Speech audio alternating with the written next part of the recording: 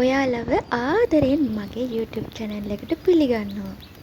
ඉතින් අද මේ උදේම අම්මයි මම්මයි යන්න හදන්නේ අපේ වෙලට. අද අපේ කුඹුරවල වපුරන දවස. ඉතින් අම්මයි මමයි මේ වෙලේ යනවා දැන් වෙලාව 6යි. බලන්නකෝ ඈත කඳවල තාමත් අර මීදුම් ගතිය තියෙන විදිහ. හරිම ලස්සනයි. ඉතින් මම අද බලාපොරොත්තු වෙනවා ඔයාලව අපේ ගමේ ලස්සන තැන් කිහිපයකටම එක්කගෙන යන්න. ඉතින් දිගටම රැඳිලා ඉන්න. මං කීවනේ අද අපි වපුරනවා කියලා. අන්න ඒ නිසා ගොවි පොරුත් අරගෙන තමයි අම්මයි මමයි මේ වෙලට ඇවිත් ඉන්නේ. අපිට කලින් අයියයි අප්පච්චි දෙන්න ඇවිල්ලා පොරු ගන්න කලින් ඇලමං කොටනවනේ. ඒවා හදන ගමන් තමයි එයාලා ඉන්නේ.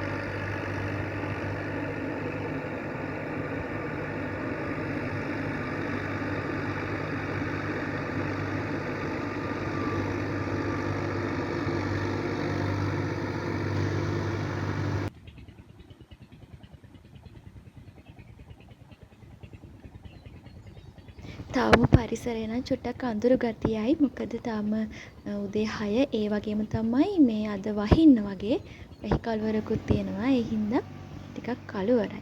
මේ බලන්නකෝ මං ආව වෙලේම දැක්ක මෙන්න මේ චූටි කෑමක්. අඳුරනවද මේවා මොනවද කියලා. සමහර නම් දන්නවා ඇති. සමහර නම් නොදන්නවත් ඇති.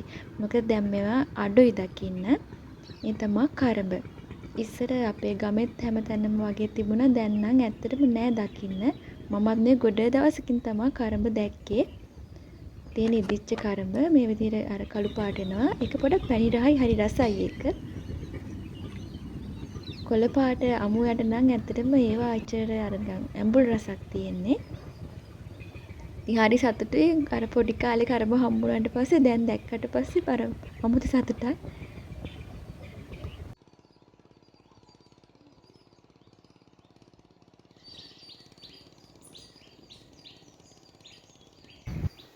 අපි වපුරන ගමන් ඉද්දී මේ අම්මා කිව්වා එන්නක පොඩි බඩුවක් පෙන්නන්න කියලා. මම දැන් ඒක මොකද්ද කියලා බලන්න යන ගමන් මේ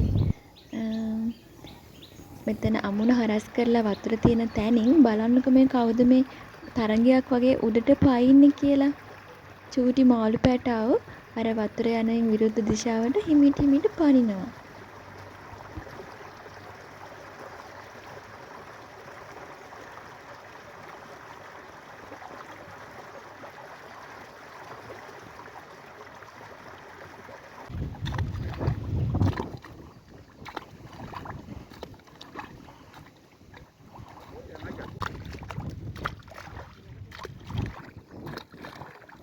වපුරන්න කලින් මං කියවන ඇලමං කොටනවා කියලා. මේ ඉන්නේ අපේ මල්ලි කෙනෙක්. එයා තාත්තා එයාට පුරුදු කරනවා ඇලමං කොටන්නේ කොහොමද කියලා. ඊට පස්සේ වක්කඩට වතුර යන විදිහට තමයි අපි කොටස් විදිහට ඇලමං කොටන්නේ. ඊට පස්සේ තමයි අපිට වපුරන්න පුළුවන් මෙන්න මේ විදිහට. ඒ ඇලමං කොටපු දෙපැත්තෙන් අපි වපුරන්න පටන් ගන්නවා. මෙන්න මේ විදිහට අපි කොටස් විදිහට මම අර කිව්වා වගේ බෙදාගෙන වක්කඩෙන් වතුර බහැලා යන විදිහට වපුරනවා. ඉතින් අපි නම් පොඩි කාලේ ඉඳන්ම අර වෙලට එන්නේ හින්දා ගොයන් කපන කාලටත් එන හින්දා ඒ දේවල් මොනවද කියන පොඩි දැනුමක් හරි තියෙනවා. ඒත් සමහර චෝටි නංගිලා මාලිලාට මේ අත්දැකීම දැන් ගන්න විදිහක් නැහැනේ. ඉතින් එයාලට තේරෙන්න තමයි මොකද්ද වපුරනවා කියන එක තේරෙන්න තමයි මම පොඩ්ඩක් චූටි පැහැදිලි කිරීමක් කරේ.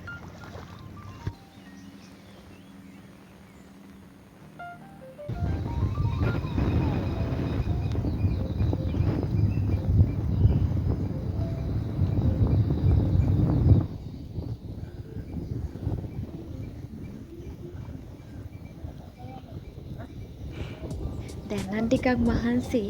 අපි දැන් හදන්නේ වැඩ නතර කරලා තේ එකක් බොන්න.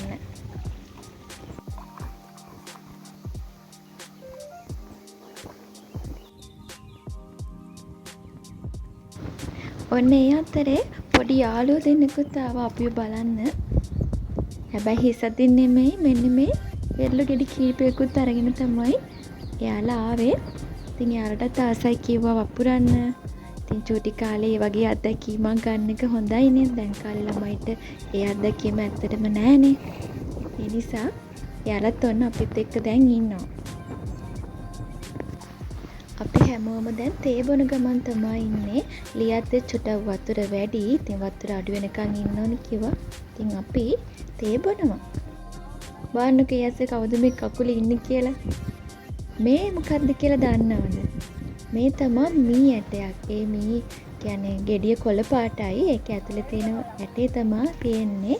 ඒ කළු පාට වල දැක්කේ මී ඇට වේලලා මී තෙල් හිඳ ගන්නවා. ඒව ඇත්තටම ගොඩාක් උණයි ඔය හන්දි කැක්කුම් වගේ දේවල් වලට. ඒ වගේම ආහාර පිසින්නත් පොල් තෙල් වෙනුවට පාවිච්චි කරන්න පුළුවන්. ඉතින් මේ තියෙන ඒ වගේ මී ගහක්. මේ මී ගහේ බලන්නකෝ අතුවල තියෙනවා ලස්සන ඕකී පඳුරු වගේක් හැදිලා. සමහර කාලවල නම් මල් පිපිලා තියෙනවා. හැබැයි දැන් මල් නැහැ. මේ එල්ලෙන්න තියෙන්නේ හැමතැනම ගහ පුරාම ඕකීඩ්. බලන්නකෝ ලස්සනයි නේද?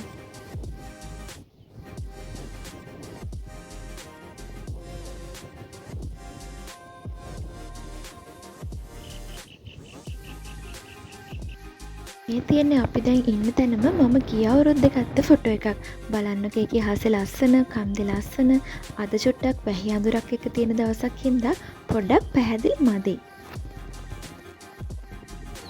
එතකොට මේ තියෙන්නේ කීකිරිඳිය.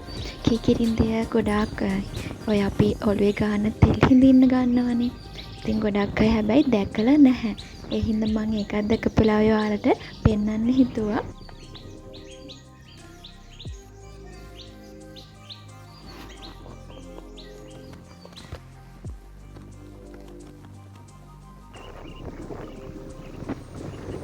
අපි දැන් වපුරන ගමන් තමයි ඉන්නේ. මේ වැඩේ ඉවරණු ගමන් අපි ප්ලෑන් කරන් ඉන්නවා පොඩ්ඩ දෙන්නත් එක්ක පොඩි ගමනක් යන්න. අපි දැන් වපුරගත්ත ලියදු වලට පැල කරපු වී ඉහින්න තමා හදන්නේ. ඉතින් ඒ වී ඉහෙන එක වුණත් අපිට ආවට ගියාට කරන්න බෑ. ගොඩක් භක්තියෙන් වැඳලා කරලා තමයි පටන් ගන්නෙ.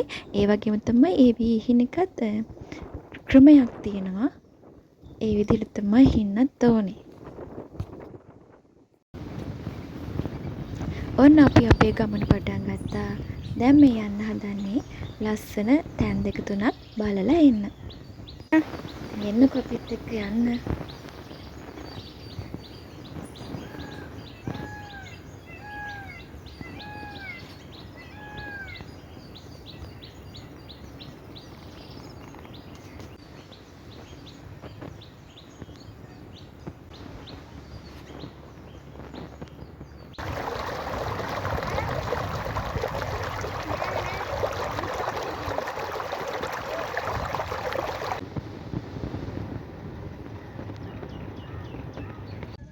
ඉස්සර මෙන්න මේ ගහේ වටකුරුළු කූට සෑහෙන්න තිබ්බා සිය ගණනක්. ඒ කියන්නේ ජනපදයක්ම වගේ හිටියා. ඒත් දැන් නම් එක කූඩයක්වත් නැහැ. මොකද වෙල්වල එලි කරද්දි ගිනි තියද්දි එයාලා යන්න ගිහින් අවුරුදු 3කට විතර කලින් ඉතින් කූඩයක්වත් දැන් හොයාගන්න නැහැ. මම ෆොටෝ එකක් දාන්නම් මම ඒ කාලේ ගත්ත ෆොටෝ එකක්. දැන් මේ ඔයාලට පේනවද මේ හරහට තියෙන කන්ද? ඒක තමයි ගොඩක් අය දන්නවා මේ කන්ද දොළු කන්ද.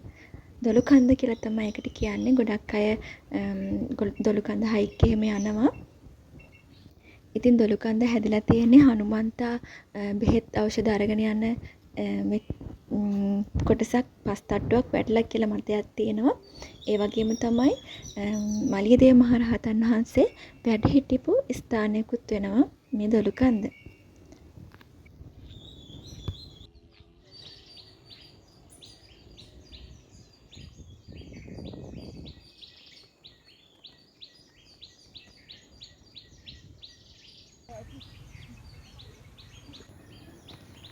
බස්නාහිර පැත්තෙන් දොළු කන්ද පේද්දී මෙන්න නැගෙනහිර පැත්තෙන් අපිට පේන්නේ මාතලේ කඳුයාය. මාතලේ කඳු පන්තිය තමයි අර ඈතින් පේන්නේ. ගොඩක් පැහැදිලි මදි. අද චුට්ටක් අඳුරු දවසක් හින්දා වහින්න මගේ නිසා.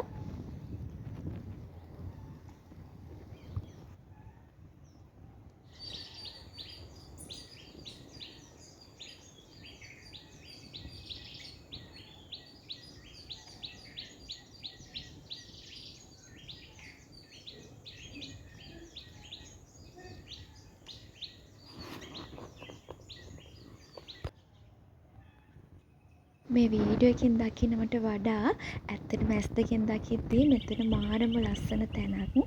මං ආසම තැනක් තමා මෙතන.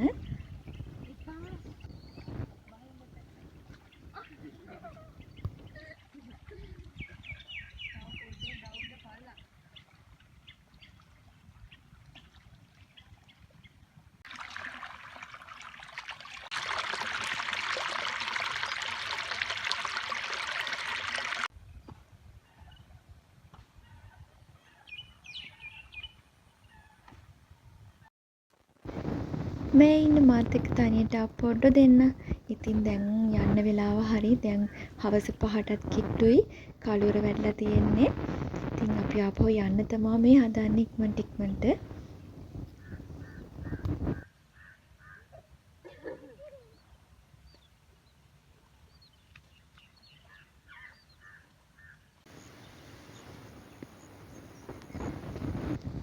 ආයෙත් ලස්සන දවසක හමු වෙනකන් ඔයාලා හැමෝම පරිස්සමින් ඉන්න.